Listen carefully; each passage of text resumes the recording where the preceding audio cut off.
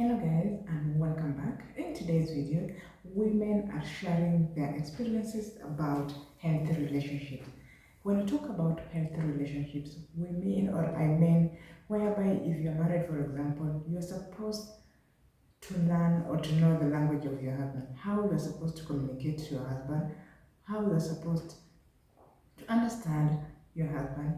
For example, if you've gotten into a fight, maybe a verbal fight, the way you communicate to him, how you relay your message really matters. And then another thing you're gonna find that a healthy relationships or these women here who are talking or sharing their experiences about healthy relationships, you'll find that maybe a woman was married, she got divorced, and she didn't even take a break. Immediately she got divorced, she left that marriage or that union, she jumped into another union, she got married to another man or got into a relationship with another man. This woman hasn't healed. She's still undergoing a lot of things from the past relationship. And so the moment she moves into these new relationships, her relationship or her marriage is actually going to be affected because she hasn't healed at all. She's got memories of her past marriage, she's got memories of her past relationship. So guys, let's go straight into this video and let's see how these women are sharing or giving out their experiences regarding healthy relationships. Every woman goes through three loves. The first one being puppy love, the second one being passionate love, and the third one being true love. But I think it's safe to say that your first relationship really determines your future relationships. And today I'm finally gonna share with you my first ever puppy love, aka my first relationship. If you're in high school and your relationship is not identical to mine, I don't want you being in a relationship. Let's just say that this is when I realized I had a thing for athletes. I've never really liked skinny guys. I've always liked them thicker. And you know who's thicker? Football players. Yes. I lived my Taylor Swift, Alex Earl dream relationship early on in high school. Little did I know that he was going to make my entire high school experience so magical. We are going to call him number 13. Our anniversary landed on August 13th. Let me paint the scene for you. It's freshman year of high school. 13 was one of the few freshmen that landed varsity football. And he asked me to be his girlfriend. Naturally, I said yes, because there was something about him that was just giving golden retriever vibes. He came from a good family, was very stable. I loved his family, and my family liked him. But my little sister adored him. Like, every time I had a new boy crush or I liked a guy and I would tell her about it, she was always like, no, team 13. Like, you know how there's Team Jacob and Team Edward? Literally me. It was always Team 13 with whatever guy I was talking to at the time. I'm not gonna lie, we were really cute together. How did he win my heart over? What did he do? What was so special about him? Well, let me tell you. In the early stages of our relationship, he literally made me a memory box from a shoebox. I'm not kidding. He would send me snaps of him creating this memory box for me. Mind you, we were both 14. Little did I know that that box was actually going to get full with memories. During that time, every Friday was a football game, and we would always write letters to each other as a good luck to him on his football games. Every date that we ever went to, he would make me a rose out of a napkin, and I would date it, and I would put it in the little memory box. Oh, and by the way, he would never let me pay for dates. He would go with his dad on the weekends to work so he can make some money. There were days when I would go home and I would just see a bunch of roses on my front doorstep. What I will never forget is for our first Valentine's Day together, he went on for an entire week dropping off poems that he would write for me at my front door. I would be walking home from school and all of a sudden the poems were right there waiting for me. I think eventually I found out that he knew I had a neighbor that went to the same school as us, and he would always ask him as a favor to drop off things for me in my front porch. Whenever there were days where we Of course, ladies, you just can't go pick any man just because he's tall, dark, and handsome. Yet, that is the person you're going to spend the rest of your life with. That is going to be the father of your kids. This is where, what by ladies or women are advised, choose wisely, open your eyes wide. Choose the kind of man you're putting or bringing into your life, because this is a union, this is a strong bond. The moment you decide to get into a relationship, the moment you decide to get married, you just don't pick any Tom and Harry. That's why you've got a saying that normally say, marry your child. You cannot just pick any man from nowhere. It's like you can't give your number to any kind of man. That is what I'm trying to say here. went to school an hour later, He would always buy me Starbucks or any of my favorite treats because he had time to go to the store and buy me something. And what was so funny is that he had my second period, first period, and the teacher wouldn't allow us to have drinks. So whenever I had my Starbucks, you could see the ring of where he left it for his first period. I don't know if that makes any sense. Teachers knew we were together. He was always extremely respectful, super kind, and he would respect my boundary. And of course, when we broke up, everyone felt it. My family, his family, the teachers, our friends. I believe we were sophomores when we broke up, but don't worry. Because we went to our first dance together in high school, we needed to go to our last dance together. Yes, he asked me to our senior prom. My prom proposal took place at the beach it was a picnic, with a man standing on a lifeguard stand with a sign asking, would you go to prom with me? He knew that I loved the beach, he knew that I love sunsets, and he knows that I love corny things. By the way, it was a total surprise. I had no idea this was coming.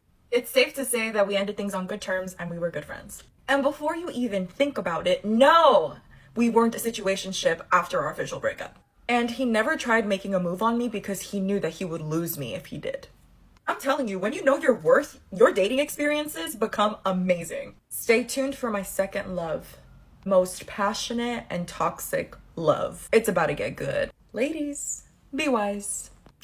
Yes, women, yes, ladies, avoid toxic relationships, avoid toxic marriages. This is the reason we're having a lot of divorces. A lot of unions are being broken down because at the first time you got this person, it's either a man or a woman. You never made the right choice because you claimed you're actually in love. But at the end of the day, your union broke up. Choose wisely, open your eyes wide. When you're going into a relationship, you've got to be very wise. This is the person I want to spend the rest of my life with. This is the person who is going to be beside me in case of anything. This is the person who's going to be the father to my child. This is the person who's going to be the mother to my kids.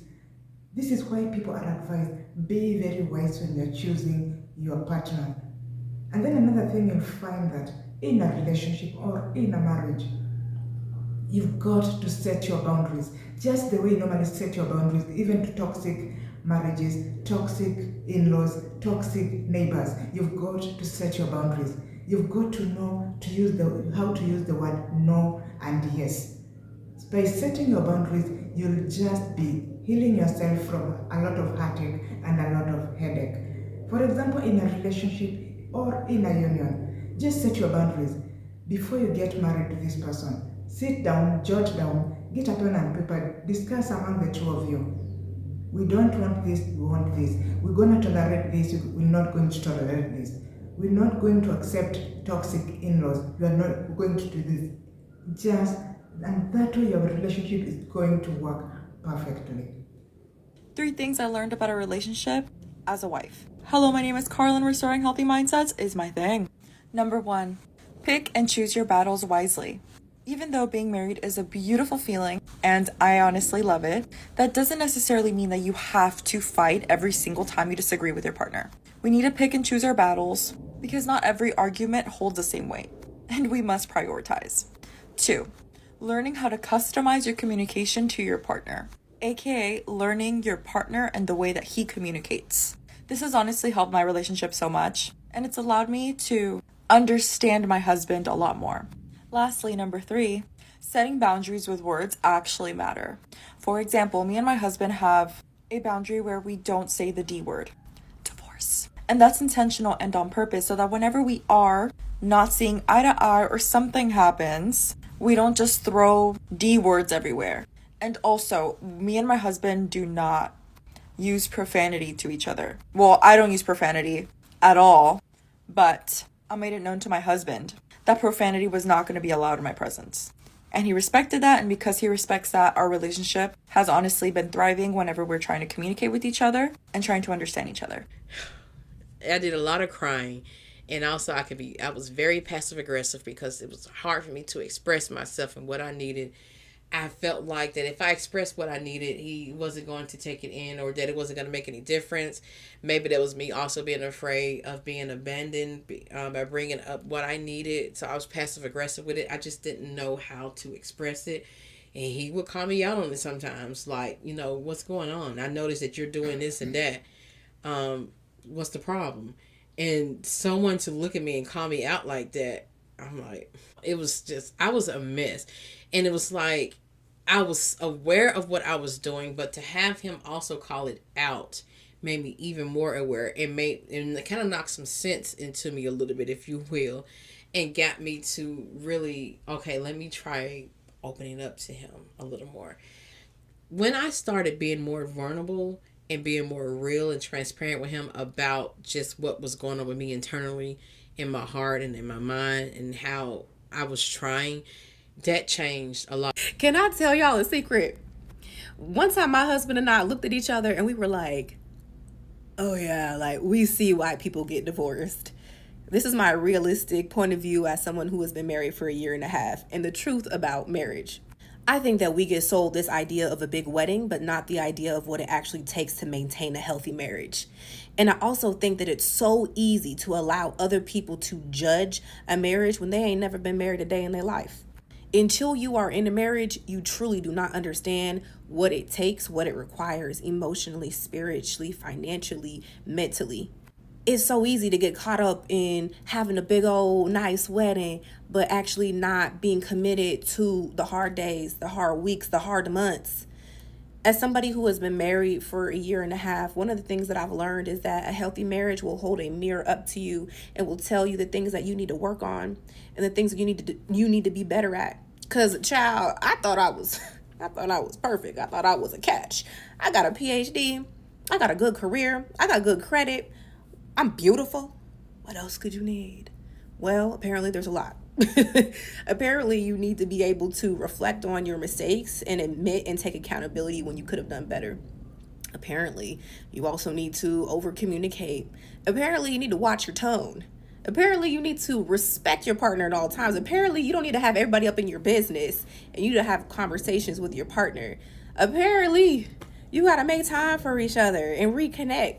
Apparently you got to make sure that, you know, you're allowing somebody to both be an individual, but also show up as a collective in the marriage. Apparently there's a lot of stuff that goes on in a marriage. And I share this because I remember when I was single and I was wanting marriage, it felt like all I could think of was, I need to be married. I need to be married. I want to be married. And da-da-da-da-da.